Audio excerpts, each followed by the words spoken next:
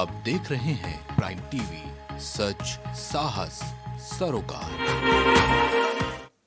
नमस्कार, मैं हूं किरण। आप देख रहे हैं प्राइम टीवी। स्वागत है आपका प्राइम मध्य प्रदेश में। बीते दिन दमोह में परीक्षा पर चर्चा कार्यक्रम में प्रधानमंत्री मोदी को सुनने के लिए तमाम बच्चे शामिल हुए। वहीं नोहटा के शासकीय उच्चतर माध्यमिक विद्यालय में राज्य मंत्री धर्मेंद्र सिंह लोधी भी पहुंचे। विद्यालय के प्राचार्य और स्टाफ ने राज्य मंत्री का स्वागत किया। इस दौरान राज्य मंत्री ने कहा कि परीक्षा पर चर्चा करके पीएम ने बच्चों का हौसला बढ़ाया है। साथ ही उन्होंने बताया कि बच्चों को परीक्षा की तैयारी कैसे करनी चाहिए।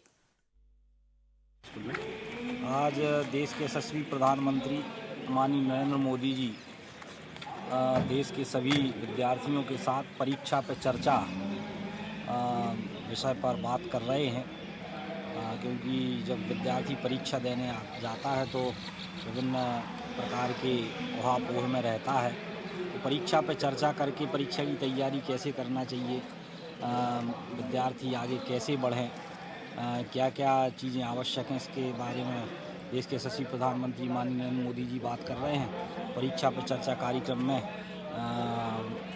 नोहटा में प्रधानमंत्री माननीय नरेंद्र मोदी जी को सुनने का सौभाग्य प्राप्त हुआ है। बहुत बहुत धन्यवाद।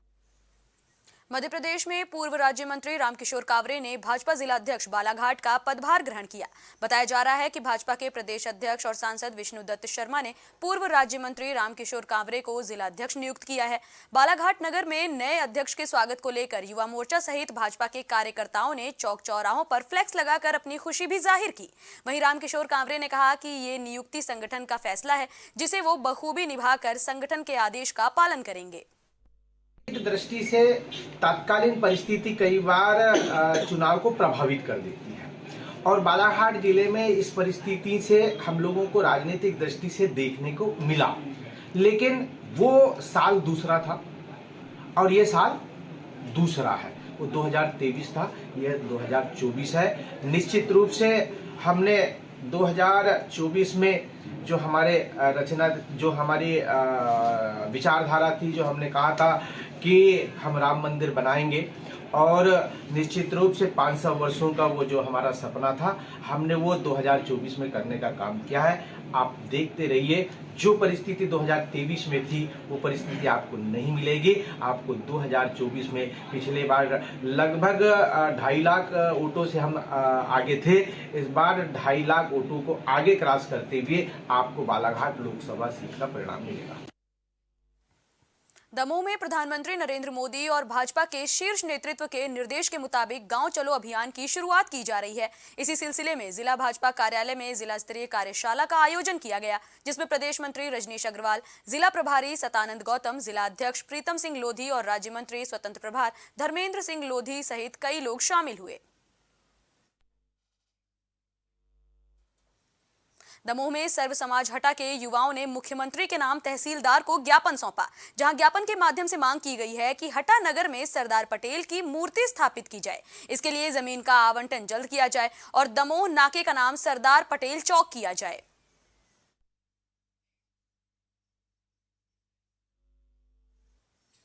दमोह में मौजूद बटियागढ़ ब्लॉक के सादपुर में राज्य मंत्री धर्मेंद्र सिंह लोधी पहुंचे, जहां राज्य मंत्री धर्मेंद्र सिंह ने जैन मुनि संत विरंजन सागर महाराज से आशीर्वाद लिया और पंच कल्याणक महोत्सव का जायजा भी लिया। वहीं आयोजक मंडल ने राज्य मंत्री धर्मेंद्र सिंह लोधी का स्वागत किया। इस मौके पर राज्य मंत्री लोधी ने कहा कि तीर्थंकरों ने जो सिद्धांत दिया वो विश्व शांति के लिए सबसे ज्यादा महत्वपूर्ण है। वहीं राज्य मंत्री धर्मेंद्र सिंह लोधी ने आयोजक कमेटी को धन्यवाद देते हुए कहा कि आप लोग बधाई के पात्र हैं, जो सादपुर जैसी छोटी जगह पर पंच कल्याणक महोत्सव का इतना बड़ा कार्यक्रम आयोजित किया। शहडोल में लोकसभा चुनाव की सुगबुगाहट दिखना शुरू हो गई है। भाजपा के प्रदेश अध्यक्ष का 1 दिवसीय दौरा शहडोल में हुआ, जहां वो कार्यकर्ताओं के साथ बैठक में शामिल हुए। चुनाव को लेकर बीजेपी प्रदेश अध्यक्ष विष्णुदत्त शर्मा एक्शन मोड में नजर आए। इस दौरान प्रदेश अध्यक्ष ने लोकसभा कार्यालय का उद्घाटन भी किया। इसके अलावा भाजपा के पदाधिकारी और कार्यकर्ताओं में जोश बढ़ाने का काम किया। बीडी शर्मा ने कहा कि दिग्विजय सिंह के बारे में कुछ भी कहना यानी अपने आप को मुसीबत में डालना है। दिग्विजय सिंह के बारे में कुछ कहना यानी अपने आप को परेशानी में खड़ा करना है, क्योंकि जिनको 2003 में ही जनता ने नकार दिया था, और आपको ध्यान में होगा ये वही दिग्विजय सिंह मिस्टर बंटाधार जिन्होंने खुद कहा था कि मैं जाता हूं तो जनता वोट देती नहीं, उल्टा काट देती है। अब ये कांग्रेस पूरे देश के अंदर आज नेस्तनाबूद हो रही है, अपना अस्तित्व खो रही है। इसलिए हमने तय किया है हर बूथ कांग्रेस मुक्त बनेगा और भारतीय जनता पार्टी के कार्यकर्ता हर बूथ को मोदी बूथ बना करके इस बार जीत का परचम और इतिहास बनाएंगे। सिवनी जिले की लखनादौन विधानसभा पिछले 15 सालों से कांग्रेस के कब्जे में है। इस विधानसभा में शिक्षा और स्वास्थ्य सुविधा दोनों ही लचर नजर आ रही हैं। बताया जा रहा है कि लखनादौन और घनसौर सिविल अस्पताल में सर्जन, एमडी, महिला स्पेशलिस्ट, डॉक्टर्स और मरीज की चेक करने के लिए आधुनिक मशीनरी का पूरी तरह से अभाव है, जिस कारण यहाँ पर मरीजों को प्राथमिक उपचार तो मिलता ही नहीं है, लेकिन यहाँ पर तुरंत मरीजों को रेफर कर दिया जाता है। वहीं इस बाबत डॉक्टर्स का कहना है कि स्पेशलिस्ट डॉक्टर और मशीन न होने की वजह से प्राथमिक उपचार दिया जाता है, लेकिन गंभीर अवस्था के चलते मरीजों को सिवनी और जबलपुर रेफर किया जाता है। लखनादौन विधानसभा में 2 बड़े हॉस्पिटल हैं, एक लखनादौन, एक घनसौर। घनसौर इन दोनों हॉस्पिटलों का आलम ये है कि न तो कोई यहाँ पर सर्जन है, न यहाँ कोई बच्चों के डॉक्टर हैं, न महिलाओं के डॉक्टर हैं।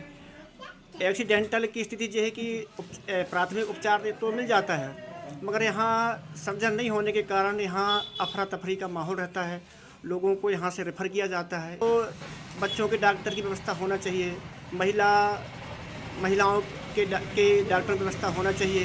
ये सबसे बड़ी बात यहाँ कि सर्जन नहीं है यहाँ घनसौर हॉस्पिटल में।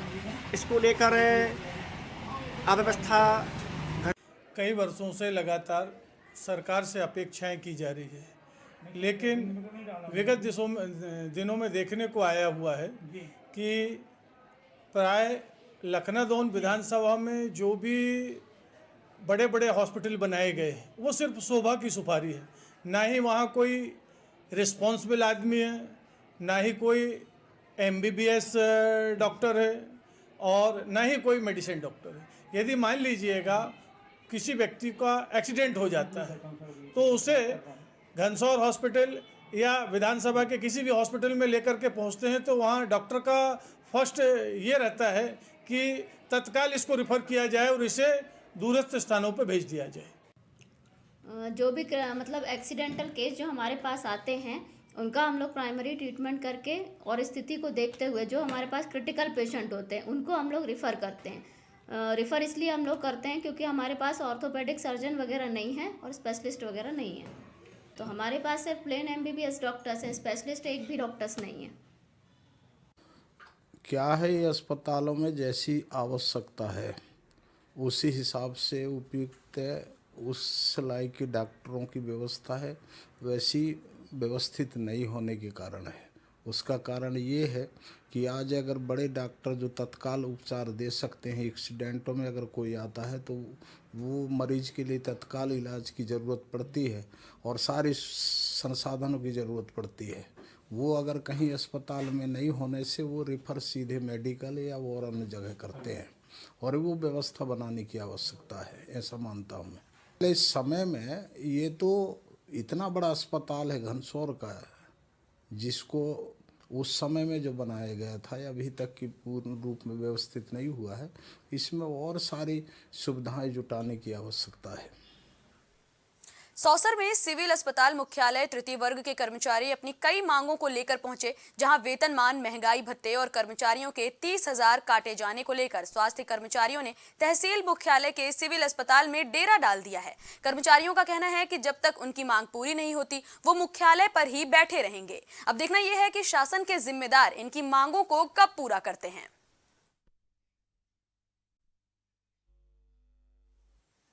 नरसिंहपुर में छिंदवाड़ा हाईवे पर हिंदूवादी संगठनों ने ट्रक में सवार 3 तस्करों को लगभग 45 गौवंश लेकर भोपाल से होते हुए नागपुर की तरफ जाते हुए रोक दिया। बताया जा रहा है कि हिंदूवादी संगठनों को इस मामले की जानकारी मिली तो उन्होंने ट्रक को रोकने की कोशिश की, लेकिन तस्करों ने उन्हें देखकर ट्रक की स्पीड बढ़ा दी। वहीं तस्करों ने जुंगाबानी टोल प्लाजा का बैरियर भी तोड़ दिया। वहीं अमरबाड़ा पुलिस के जरिए भी ट्रक को रोकने की कोशिश करने की खबरें सामने आ रही हैं, लेकिन बताया जा रहा है कि कोई भी ट्रक को नहीं रोक पाया। जानकारी जानकारी के मुताबिक जैसे तैसे सिंगोड़ी चौकी पुलिस ने ट्रक को बैरियर और दूसरे वाहनों की मदद से रोका। लगभग 2 घंटे की कड़ी मशक्कत के बाद ट्रक को रोका गया, जिसके बाद भीड़ ने 3 तस्करों की जमकर पिटाई भी की। हालांकि पुलिस ने तीनों आरोपियों को बचाकर गिरफ्तार करते हुए आगे की कार्रवाई शुरू कर दी है।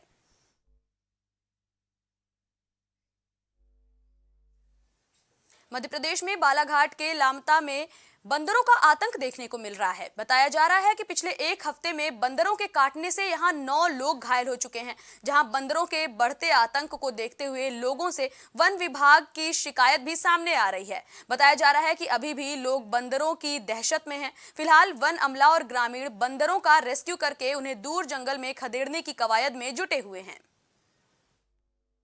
और वो बंदर आके एकदम से एक हाथ से पकड़े रहा और पूरा दांत से पूरा मांस निकाल दिया।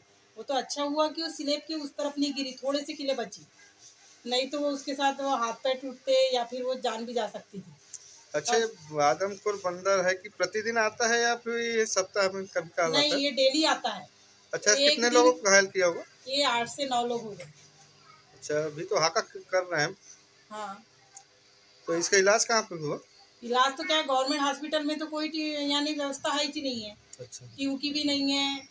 और वो क्या बोलते हैं, इंजेक्शन का भी वो वाला लग रहा है, रेबीज वाला। अच्छा, उतने वाला भी उतना ये नहीं है। और 2-3 दिन में ही उसका पूरा पस बन चुका था। आज 20-21 दिन हो गए उसके घाव को। क्या स्टाफ के साथ हम लोग निरंतर गश्ती कर रहे हैं और गांव वालों को नंबर दे दिए कि जब भी किसी बंदर की सूचना मिले तुरंत वन विभाग को सूचित करें। वन विभाग तुरंत मौके पर पहुंचकर बंदरों को भगाने का प्रयास करें। आज आप हाका कर रहे हैं तो क्या पोजीशन है?